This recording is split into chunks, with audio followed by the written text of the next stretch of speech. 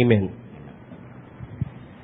Bihirang-bihira tayo nakakakita ng tao na nagsasabing marami siyang pera o kaya yung ang consideration niya sa kanyang sarili ay mapera. Bakit nga kaya laging kulang at kulang? Kahit lumaki yung sweldo, lumaki yung income, kulang pa rin. Isang mahalagang pag-aaral sa spiritualidad dahil itinuturo po sa atin yung contentment. And those who are in God have to know when to stop, when enough is enough, and what to do with this issue of money. Why money is never enough. Yan po ang ating pag-aaralan. O Diyos namin sa langit, turuan niyo po kami na makapag-aral ng mainam at ng itong napakasentro na tool of life ngayong mga panahon na ito ay maunawaan namin ng mas malalim pa. Patawarin niyo po kami sa mga kasalanan namin. Sa mga kasalanan naming kagagawa lang, mga kasalanan naming matagal na hindi pa namin na isusulit sa inyo. Linisin niyo po kami, Panginoon, at palayain niyo kami mula dun sa mga multo ng mga kasalanan naming malayot matagal pa na nangyari na ay pabalik-balik kuminsan na nagpapahirap sa aming mga kapatid. Linisin niyo po kami. Ipakita niyo sa amin ang aming mga pagkakamali at kami ay makahingi ng tawad sa inyo at kami naman, Panginoon, tumanggap ng kapayapaan, katahimikan ng loob, and may you restore us. We ask you, Father, to please bless us right now. Bless us with your wisdom. Bless us with your words. Ilayo niyo kami sa mga panganib, ang aming mga mahal sa buhay. Ilayo niyo kami sa gawa ng mga malisyoso at masasamang tao na maging ng mga masasamang espiritu. At maghari ang kalusugan sa aming katawan, karunungan sa aming isip at kapayapaan sa aming puso. Walk in our midst, O God, heal our infirmities, strengthen us, empower us with your word. In the name of Jesus, our Lord, our Savior, and your Son, we pray. Why money is never enough? First of all, because people love money.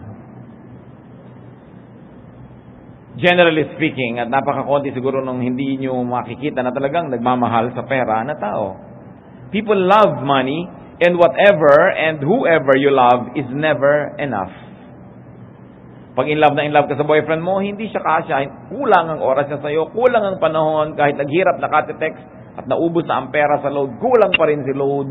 Kahit maghapon na kayo magkasama, kulang pa rin, ayaw nyo na maghiwalay kasi mahal mo eh. Whatever, whoever you love is never enough. If you love orchids, the orchids in your garden is never enough. If you love clothes, it's never enough. Kaya sinasabi ng kata, I can never have enough of you. At ang pag-ibig, sabi ni Jose Corazon de Jesus, ay sakim. At aayaw ng kakabiyak, o wala na kahit ano, o ibigay mo ng lahat. Anong sinasabi ng magandang bagong balita Biblia tungkol sa topic na ito? Mangangaral 5:10. Ang gahaman sa salapi ay walang kasiyahan, at ang sakim sa kayamanan ay hindi masisiyahan. So it will never be enough.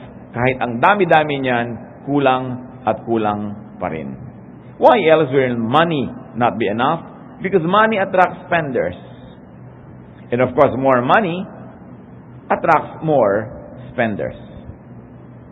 Napapansin niyo ba na nang wala pa kayong pera, konti lang ang gumagastos ng pera nyo. Pero nung dumami ang gumagastos. Dumami ang mga stockholders. No? Nung dati wala kayong trabaho, wala namang lumalapit sa inyo para manghingi. Nung nagkatrabaho kayo, may konting humihingi. Nung nag-abroad ang asawa nyo, dumami ang inyong kamag-anak. Dumami ang kaibigan, dumami ang nagpapaanak sa kasal, dumami ang mga letter na natatanggap nyo na humihingi ng mga donasyon, iba't ibang mga grupo. Kasi pag nagkakaroon ng dagdag na pera, may sumasaling dagdag na makikigastos. Mangangaral 5:11, habang lumalaki ang kayamanan, dumarami ang pangangailangan. So, noong araw, nakatira ka lang sa isang maliit na apartment dyan sa gitna ng city, tama na sa yung pamasahe mo. Pero nung nagkapera-pera, inambisyon naman siyempre magkaroon ng bahay sa suburbs. So, bahay naman kasi ang layo-layo, so kailangan mo ngayon ng kotse. At alam mo yung mga luma mong mga higaan at mga tiheras at mga folding bed ang ilagay mo sa yung bagong bahay. So, bibili ka ngayon ng mga bagong kama na kailangan ng bagong cover, na kailangan ng bagong unan, at etc. etc. Hindi na mauubusan ng dahilan para gumastos. There would be more things to spend on. That's also one of the reasons. Technology will never let you stop spending because every week there will be a new type of cell phone.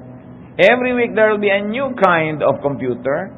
Hindi na mauubos ang pagkakagastahan ng tao. Nung araw, magkaroon ka lang ng isang plancha, minana mo pa sa lola mo hanggang mamatay ka, yung pa rin ang plancha. Ngayon, palit na yun ang palit. May mga planchang umiilaw, may mga planchang lumalabas sa tubig, may mga planchang may lumalabas sigurong tinapay kung nagugutom ka na. Hindi na matatapos yung iba't ibang plancha. Cellphone lang eh. May nakakita sa akin ng cellphone, Pastor, ang humble-humble niya naman, ganyan cellphone mo. Bakit? Kasi hindi ko na kayo nakita nagpapalit. Yung mother pa naman, ba't ko naman ito papalitan? Kasi yung mga tao, palit ng palit, alam mo, may bago. No? Kung ano-ano na ang hindi na uubos ng pagkakagastahan ng tao. Consumerism will keep on making you spend more and more. And there will be more and more people to spend the money. Why? Because success, like wealth, has many relatives. Siyempre, pag matagumpay ka na, marami nang tinulungan kita noon.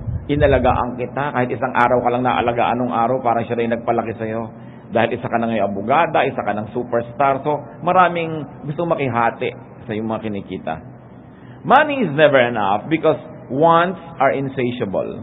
Wants can never be fully satisfied. Needs can be met, but wants can never be satisfied. Hindi nauubos yung wants.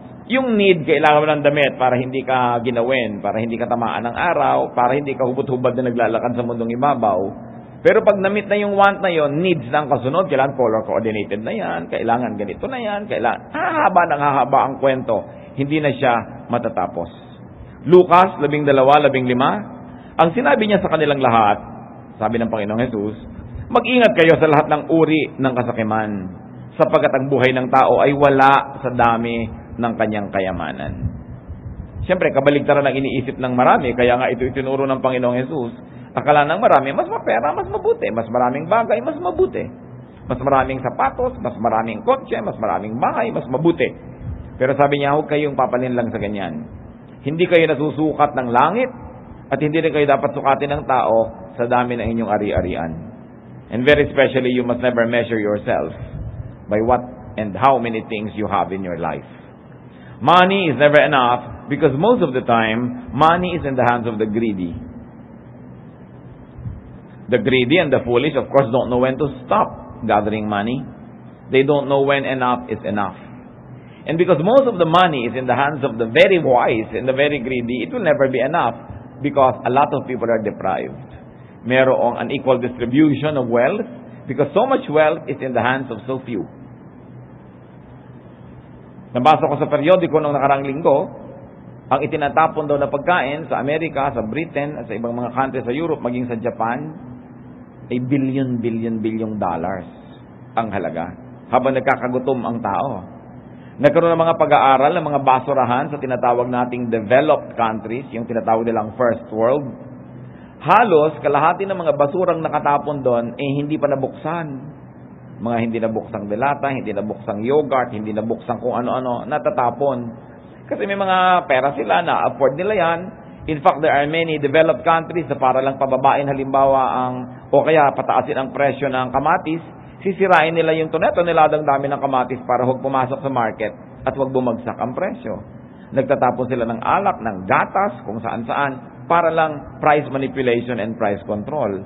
Hindi naman dapat nagugutom ang maraming tao. Kaya lang hawak ng iilan yung napakaraming resources ng planeta. Mangangaral 4-8 tungkol sa isang taong hindi marunong. May isang taong walang tigil sa pagtatrabaho. Wala siyang kasiyahan, ni hindi niya itinatanong sa sarili kung kanino mauuwi ang kanyang pinagpapaguran. Isang uri din daw ito ng kahangalan. Trabaho ka ng trabaho, wala ka nang na-enjoy sa buhay, nagasgas ka na, you squander your health and your youth just to make money, and then later on, when you're very old, you have to squander all the wealth you made just to be healthy again. Kasi hindi marunong tumigil. There is an even distribution of wealth. So, this money in the hands of people who are not wise will make it scarce in circulation. Nagmumukha tuloy konti. Money is never enough because of so much demand for it. Everybody wants money. And everybody wants tons of money. You know the law of supply and demand, no? So, nagiging mahal yung hinahabol ng marami. Mangangaral 10-11, ang pagkain ay dudulot ng kasiyahan, at nagpapasaya sa buhay ang inumin. Ito'y mabibiling lahat ng salapi. So isang observation ni Solomon dito sa kanya, Ecclesiastes 10:19, money is the answer to everything. Because people and the civilizations had become so materialistic and so monetized, ang lahat ngayon nabibili ng pera. So ang tao ngayon gusto magkaroon ng pera para magkaroon siya ng kapangyarihan, because money is power, because you can buy services and goods. Halos ngayon ay hindi na uso yung barter, hindi na uso yung tinulungan kita kahapon, tulungan mo kayo ngayon. Hindi, tinulungan kita kahapon, bayaran mo ko. Kung tutulungan mo ko ngayon, di ba bayaran kita kung may pambayad ako. Lahat sinukat na sa pera. Kaya ngayon, lagi nagiging kulang ang pera. No? Jesus challenged that prevalent notion na ang lahat dapat pera-pera. Sa Lucas 10:4, anong sabi niya sa mga disipulo niya na mga ngaral sa bayan-bayan? Huwag kayo magdala ng lalagyan ng pera. Huwag kayo magdala ng wallet. For Jesus, money is not the currency. The currency for Jesus is service, is love. Sabi niya, maglingkod kayo sa mga tao at papakainin nila kayo. Patitirahin nila kayo sa kanilang mga tahanan, kanilang iintindihan ang inyong mga pangangailangan. So sa kanya, walang kailangan pera. Mag-serve ka dyan at nagiging duty naman ngayon at pleasure ng mga pinaglingkuran mo, napakainin ka rin, bigyan ka ng mga kailangan mo sa buhay. So this Jesus movement was not very, very focused on the cash economy. That was already very highly developed during their time. What more now? Lahat talaga, pag kilos mo, pera. Lahat ng galaw mo, pera. Lalong-lalo sa mga city. No? Yung mga dating hindi natin ginagastahan mo na. Dati naman, umiinom-inom ka lang ng mga tubig-tubig at burak-burak niya sa gripo. Ngayon, kailangan pang memorial water para sosyal ang iinumin mo. Yung bang, hindi naman ginagastahan ng tao nung araw yan. Gumagasa ba ang tao nun sa load? Ngayon, ang dami-daming perang napupunta sa load, no? Gumagasa ba ang tao nun sa foods? Paano foods pa? Ikaskat mo sa bato yung sakong mo nang matanggal ang mga bakokang mo. So, may pa-foods pa. Ang daming pinagagastahan ng tao. And because of that, people are compelled to always be interested in money. Because you cannot be mobilized. Nung araw, maglaro lang kayo ng mga sumpak, magbugahan kayo ng mga buto ng munggo, yun na ang laro. Ngayon, magbabari lang kayo, pero may bayad yung bala, may bayad ang lahat. No? Yung halos lahat ng laro, may bayad. Nung araw, gagawa ka lang ng mga laruan, mga dahon, papaikot-ikutin mo, mga gagamba, paglalabanin mo yung mga gagamba. Ngayon, computer, magbabayad ka, maghuhulog ka. Money. How can we make money enough? It's a very interesting question. The Bible teaches us to make money enough, gather money with honest labor. Pagka malinis ang kalooban, ang pamamaraan ng naghahanap buhay, na paghihimalaan niya ng Diyos na yung pera niya nagkakasya. Pero kung masama ang mga pamamaraan, kung magkagastos din yan, limpak-limpak na gastos. No? Nauubos din, napupunta rin sa wala yung kinita sa masama at sa mali.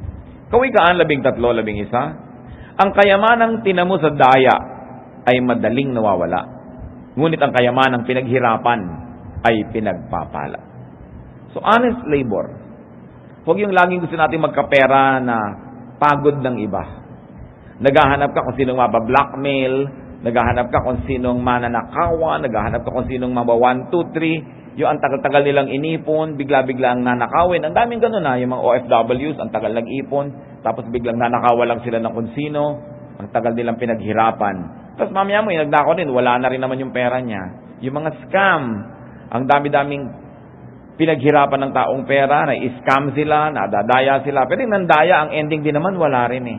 Sandali lang nabubuhay, one day millionaire, tapos mga pobre din uli. Kasi hindi pinagpapala ang ganong pera. You want your money to be enough? Gather it in an honest way. And then, multiply money. Also in an honest way. Through honest labor. Mateo 25:16. Kumilos agad ang tumanggap ng 5,000 salaping ginto at ipinangalakal iyon. Kumita siya ng 5,000 salaping ginto. Ito ay kwento ng Panginoon na siya yung representative ng God, yung hari, nagbigay siya ng mga puhunan kung kani-kanino, at yung mga taong kinaluguran ng Diyos, yung bigyan ng puhunan na parami niya, through enterprise, through merchandising, nangalakal, nagnegosyo tumubo. Hindi masama yun. Huwag lang profiteering na sobra na yung tubo mo. Tumubo. At ikinalugod yun ng Diyos. How else we make money enough? Conserve money. Tipirin. Do not spend it too much. Refuse to spend more as your income increases. Refuse to spend more than your income. Dalawa yan ang pinag-uusapan natin mga kapatid. Sino ang mag-feeling rich? Siguro hindi mo matatawag na rich. Bihira naman yung sabing rich ako. Pero gusto niyo maging feeling rich? Habang lumalaki ang iyong income, huwag yung sabayan ang paglaki ng gastos.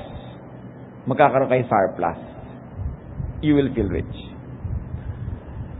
Na increasean ang sweldo mo ng so and so amount. Huwag ka agad lumipat sa isang apartment na mas mahal. Stay where you are. Same expense, more income, you will feel rich. And you will have a surplus. Nagkaroon ka ng asawang nagtrabaho abroad, ililipat mo agad ang anak mo sa pinaka-exclusive school, no? Ang mamahal. Hindi ka magiging feeling rich noon. Kasi lagi ka nag-aalala, kasi gahol na gahol, ubos na ubos. Hindi kasi dapat hinahabol ng gastos yung income. At ang tendency na iba, wow, lumaki na income natin, lalakihan na natin ating gastos. Kaya yun ang lagi kang maghahabol. Huwag sabayan, at lalong-lalo naman, huwag lampasan ng gastos ang income. At related yung number 4 natin na how to make money enough. Do not make money follow your wants. Huwag pasunurin ang pera sa mga luho at kapritsyo mo. It is important for us to control and curb our wants. Moderate greed, and you will have enough money. Moderate greed, and you will feel like you have enough money. Sa unang Timoteo 6, 8 hanggang 9, kaya nga dapat na tayong masyahan kung tayo may kinakain at isinusuot. Ang mga nagnanasang yumaman ay nahuhulog sa tukso at nasisilo sa bitag ng masasamang hangaring magtutulak sa kanila sa kamatayan at kapahamakan. One great way, brothers and sisters, to have enough money, to make money enough, is to spend less than you earn. Napakasimple nun. Spend less than you earn. Huwag sabayan, lalo namang huwag unahan ang income. Several notches lower is great, no? Sabi sa unang Timoteo 6:6, kung sa bagay, malaki nga ang mapapakinabang sa relihiyon kung ang tao ay marunong masyahan. So, nagsha-shopping kayo, mga kapatid. May pag-shopping naman kayo, mabuti. Buy something less than you can afford. You can afford a 5,000 bag. 5,000 peso bag. Ba, pag bumili ka ng 1,000, may 4,000 kang extra. Feeling rich ka nun. Pero kaysa meron kang biniling 5,000 bag, yun lang parang pera mo. Alam mo, okay lang bumili ka ng 5,000 bag kung may 100,000 ka pa natira. Pero pagkatapos nun, ubus na. Hindi ka nakakain, hindi ka na magmemeryenda. Hindi na kayo mag-electric fan sa bahay dahil magtitipid kayo sa kuryente dahil may bag kang tingli naman 1,000. Ano ka, sira? Ba't mo ubusin yung pera mo sagad na sagad? May pambili ka ng kotse, may budget ka, 1 million. May mabibili ka namang 600. Ibili mo yung 600. May 400 kang extra. Feeling rich. Huwag mo lang ipapamalita sa mga kamag-anak mo. Dahil lulusubin nila yung natipid mo. Diba? Meron ka pambili ng bahay. O, pwede kayong maghulog ng bahay. Hulugan. O, meron kayong kinikita ngayon. Palagay nyo, 2 taon, 3 taon pa, mahuhulugan nyo to. Ba't nyo sasagarin yung budget nyo sa ang laki-laki? Bibili kayo ng less, meron kayong sobra. Pwede kang bumili ng iPad na tig 18,000. Pero binili mo na lang yung tig 4. Meron ka natira na 14,000. Ayaw mo nun. Ganon din yung tunog nun. Lalo inaantok ka na, pareho na rin yun. Makakapagbakasyon kayo, abroad pa, laki-laking halaga. Pumunta ka sa Bohol, may natipid ka, maganda pa, feeling rich ka. In other words, nagkakaintindihan tayo mga kapatid. Maraming mga tao, kapos, kasi may income sila. Hindi natin sabing wala. Pero sinasabayan nila, wala natitira. You don't feel rich. Even you live in a big house, you feel miserable because every month you have to pay so much. Even you have a very expensive watch, you feel miserable dahil wala nang natira na pampalakas mo ng loob. Alam nyo, napakalakas magpalakas ng loob, yung perang nandiyan lang sa kahon. Nasa lata ng gatas na sira para hindi halata. Nasa bangko. Ang lakas ng loob mo nun, parang sige, dumating ang mga dilubyo, mga daluyong, may pera ako. Pero yung wala kang kahawak-hawak, ang lakas mo ma-insecure nun. Ni ayaw mo magkasakit, baka magkasakit ako, paano kaya ito? Baka ang asawa ko mamatay, wala. Hindi bago mo naisip na malulungkot ka, sino magbabayad ng bahay, etc., etc. So, huwag mong sagarin. Because there is a budget for every pocket. Yan ang alam na ng maraming namimili. Pwede kang bumili ng sapatos na 18,000, pero meron ding 180. No? Meron din. Ganon din yun. Hindi ka rin matitinik pagkasuot mo yung isa. Pareho rin.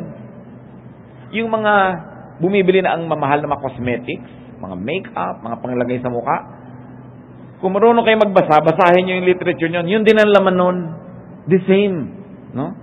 Ang mga laman lang nun, mga mantikang puriko, inaluan makulay-kulay, etc. Yun din yun. Pareho lang. Pagka pabibili ng mahal, mga brush pa, na gusto mo yung horsehair, ang pambrush ng mukha mo, yung mukha mo pa rin yun, kahit yung kabayo pa ang kumiskus ng makeup dyan, ikaw pa rin yun Bakit mo kailangan mahalan? Akala ng iba, pag mas mahal, mas maganda. Hindi laging ganun. Alam nyo yung mga ibang products, minamahalan lang, para magmukha silang magaling. Kasi pag minurahan, baka tayo mukhang mura, hindi tayo bilhin. Mahalan natin, akala nila, talagang expensive yan. Marami ganun, packaging lang.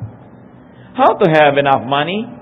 Make more than you need and spend less than you make. Kailangan pa bang i-memorize yan? No? Kaya kinakapos, sinasagad.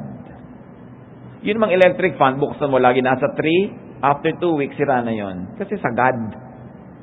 Ikaw ba patakbuhin ka ng walang tigil, ang bilis, mamatay ka dyan kasi sagad. So bakit ka gagastos ng sagad? Lagi dapat hindi sinasagad. Sabi ni Solomon, a man of wisdom, a man of spirituality, a godly person will avoid all extremes. Do not love money. Isa yung pinakamahalagang factor para magkasya yan. It's okay to like money, but don't love money. Because as we have said, what you love is never enough. Unang Timoteo 6:10, sapagkat ang pag-ibig sa salapi ay ugat ng lahat ng kasamaan. Dahil sa paghahangad na yumaman, may mga taong nalalayo sa pananampalataya at nasa sadlak sa maraming kapighatian. Napapahamak dahil mukhang pera. Do not love money, and money would be enough. Isa pa pong napaka-importante para yung pera na yan magkasya, decrease your demand for money. Find answers to your needs apart from money. Find answers to your needs without having to spend money. Naiinip ka, gusto mong maglibang-libang, may mga libangan na libre, may libangan na may konting bayad, at may libangan na sobrang malaki ang bayad. In other words, yung mga demand mo, huwag mong laging tapatan ng gastos. Maraming alternatives. Maraming mga equivalent na pwedeng gawin sa buhay na hindi kailangan ng sobrang daming pera. And do not measure everything with money. Do not measure everything by its monetary value. Kailangan ang pagbavalue natin hindi lang puro tungkol sa pera. Pinapahalaga natin halimbawa yung ating reputasyon, mahal yan, di ba? Pinapahalagahan natin ating dangal. Pinapahalaga natin yung ating patotoo, yung ating kagandahang loob. Hindi mo laging ine-equate sa pera na, naku, kailangan singilin ko siya kasi yun din ang halaga nito. Pero yung kagandahang loob na ibinigay mo yun, hindi mo siningil, it will make you a very, very, very good person. And whoever is good pleases God, and whoever pleases God will of course be enriched by God. Not necessarily by the volume and amount of money that God gives you, but how God would stretch even the little money that you have, that you maximize your enjoyment out of so little. It's not how much you have, but it's how much you make of it. And that is where God's blessing counts so much. Lucas 12:15, at sinabi niya sa kanilang lahat, mag-ingat kayo sa lahat ng uri ng kasakiman, sapagkat ang buhay ng tao ay wala sa dami ng kanyang kayamanan. Huwag tayong magpadala sa mundo, no? Itong si ganon, worth 18 billion. Itong si ganito, $3 billion ang worth niya. Hindi ganon ang worth ng tao. Hindi ganon magsukat ang langit. Pati ang mga tao, sinusukat mo, magkano ba yung sweldo niyan? Saan ba siya nakatira? Sa subdivision ba na gano'n? Phase 1 ba? O phase 2? O yung nandun sa may dulo? Sinusukat natin ang tao by monetary value. Hindi gano'n sumukat ang Diyos. At kung kayo man halimbawa ay yumaman at umasenso, siguro once upon a time, nakatira din kayo sa isang lungga, sa isang silong. So hindi mo pwedeng lait-laitin at malitin yung mga nakatira doon ngayon. May potential din niya na makawala doon at umasenso in the future. Every person is a promise. Pag nakakakita ako ng mga slums na dinedemolish, pinapaalis sila dyan, mga tao nakatira sa ilalim, mga tulay, naisip ko, ilan ng mga genius dito na naghihintay lang ng panahon para yung kanilang bulaklak ay mamukadkad, humalimuyak ang kanilang bango. Kasi napakarami namang kilala natin, hindi lang sa ating lipunan, maging sa ibang bansa na super sikat, super talino, super galing, super yaman, pero nanggaling sa wala. So, hindi mo pwedeng ang tao, susukatin mo dahil wala siya. Sabihin mo, wala siya ngayon. Poverty, like wealth, is not permanent. And you can never always gauge people by their economic status of the moment. Dahil ang gulong ng buhay, umuusad dyan. Nagpapalit-palit ang lahat. Kaya hindi dapat tayo mukhang pera sa pananaw natin. Mga magulang, alam niyo mga habang tumatanda ang tao, mas nagmumukha talagang pera. Kasi syempre, nakita mo na ang pera talaga answer to many things. Naging practical ka na, kailangan mo ng pera para kumain, magpagamot, etc., etc. Pero ang isa sa mga pagkakamali ng magulang ko minsan, pag sinusukat nila yung mga mapapangasawa ng anak nila o yung nagugustuhan, ang sinusukat nila, sino ba yung magulang? May kabuhayan ba sila? May pera ba yan? May kotse ba yung manliligaw mo o wala? Because even prominence is not permanent. Kahit binata yan ngayon, may kotse, magaganda sapatos, dahil lang pala yung magulang na nagsikap. Ang suot-suot lang pala niya, galing lahat ng magulang. Pagka siya na pala itong namumuno ng kanyang buhay, burara pala ito at wala pala itong income, maghihirap din. Because, wealth, like poverty as I have said, has no assurance that it would be there forever. Pag tinitingnan ninyo ang inyong manliligaw o liligawan, tinitingnan ninyo yung makakapartner sa buhay o yung mamanugangin ninyo, ang sinusukat dyan, may ambisyon ba ang taong ito? Hindi may pera ba? Kasi maraming may pera, bukas wala Pero ang taong may ambisyon, yung taong may kakayahan, may talino, masipag, wala mang pera ngayon yan, magkakaroon yan. Pero yung taong tamad, lumaki sa layaw, mapera man yan ngayon, maaaring malustay lahat at mawala. You can never pin people down to statistics, to monetary value, because people are people and we were wonderfully made by God. Everybody has the potential to be great. So how else do you make money enough? You decrease your demand for money, abandon money for a better cause. Marcos 10:28, at nagsalita si Pedro, tingnan po ninyo, iniwan na namin ang lahat at kami sumunod sa inyo. Yung mga disipulo na yan, hindi naman mga disipulo dati, may kanya-kanya silang trade, may kanya-kanya silang paraan ng pagkita ng pera. May tax collector, mayroong mga mangingisda, nagtatrabaho sila. Pero nung sumunod sila kay Jesus at tinawag, iniwan ang lambat, iniwan ang bangka, iniwan ang lahat, sumunod kay Jesus. Kung nagmukhang pera sila noon, hindi natin sila pag-uusapan ngayon. Sabi, iniwan namin lahat, sumunod kami sa'yo. At wala sa atin ngayon ang makakapagsabi na these disciples became poor. Na natalo sila, kawawa naman sila, naglingkod sila, naging mga disciples sila. Walang titingin nun ngayon. Ang titingin lang ng ganon, kung nung panahon na yon, during the present, pwedeng matakot sila, ma-insecure sila, baka tayo walang kitain, baka tayo magutom. Dahil lang kaharap nila yung problema nun. Pero nakita natin ngayon, pag nililingon natin, that was the best decision that they have ever made. At sa buhay natin ngayon, mga kapatid, maaaring hindi tayo magiging disipulo tulad ni Pedro, tulad ni Matthew, but there is a great, and there's a lot of great opportunities for discipleship every day. Because every day you can be confronted with decisions, by decisions that you must make, if you would value money or godliness. Kung ang papahalagahan mo ba sa araw na ito ay ang kagandahang loob o ang pagiging mukhang pera? Ang papahalagahan mo ba ay ang paglilingkod sa Diyos o ang pagkita lang ng pera para lang sa sarili? Bagamat yung pagkita, hindi masama. Pero kung pipili ka, may pinipili ka, hindi lang yan pera. Lalo pa nga, ang dami mong isinakripisyo sa iyong espiritu, sa iyong emosyon, sa iyong kalooban para magkaroon ng maraming pera, tapos namatay ka bigla, hindi mo na pakinabangan, iba lang yung nakinabang. Yan ang sinasabi ni Solomon, lugi ka. Hindi lang yan pera. Kasi tayo ngayon bombarded masyado nung cash economy, nung pera na yan. Kaya sasabi, be changed by the renewing of your mind so that you may prove what the perfect will of God is. Hindi ka nakikiayon sa sanlibutan. Sa ibang bagay na praktikal at mahusay makiayon, pero pinipili mo. You engage the world and you're selective in obeying the urges of this world. There's another way to decrease your demand for money. Give money away. One of the best ways to increase money is to give it away.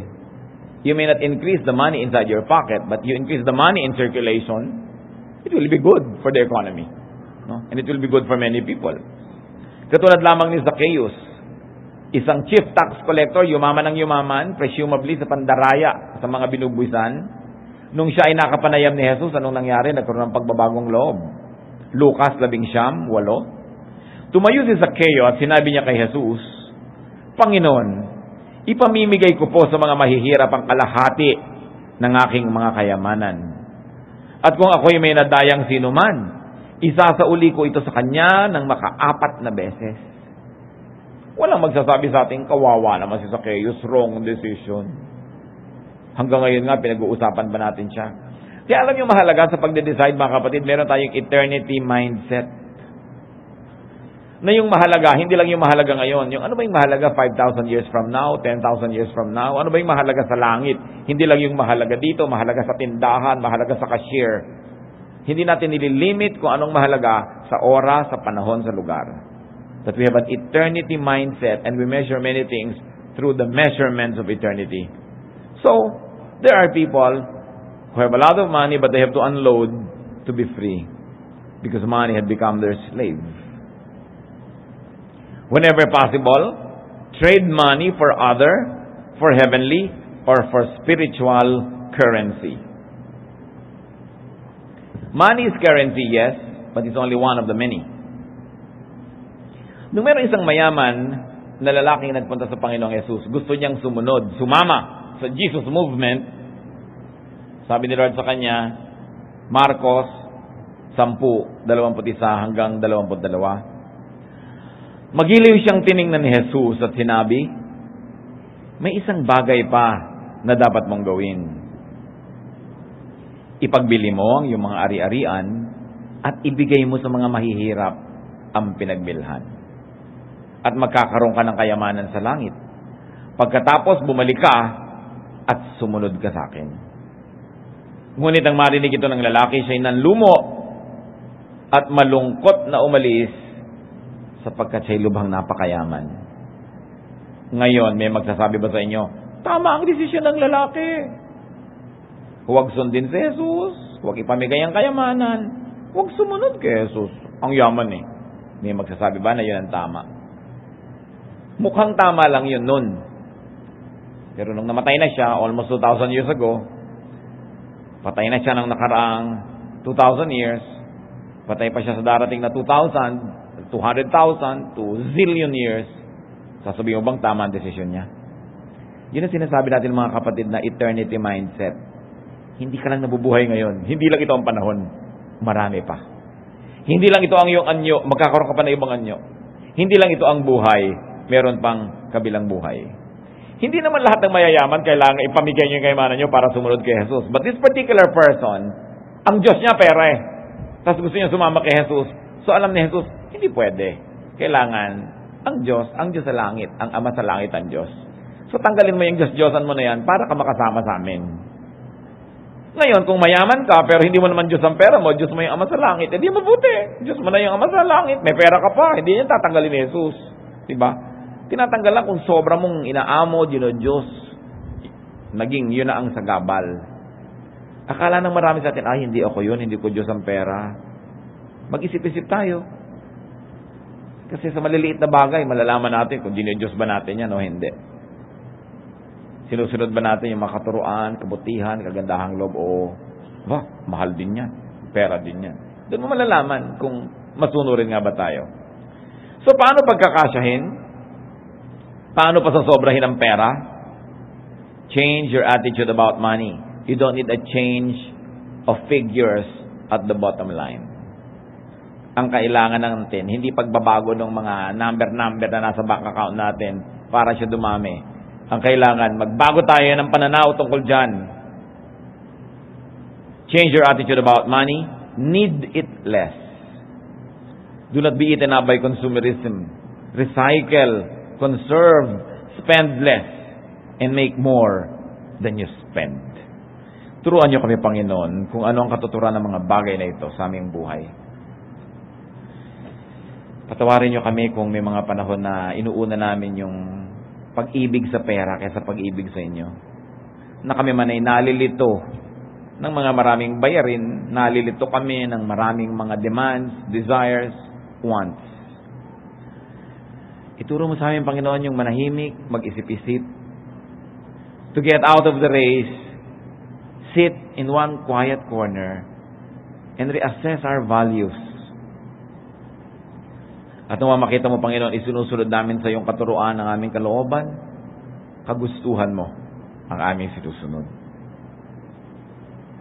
Sa mga kapatid na lagi nilang kapos, lagi nilang kulang, ipakita mo ngayon, Panginoon, kung anong dahilan.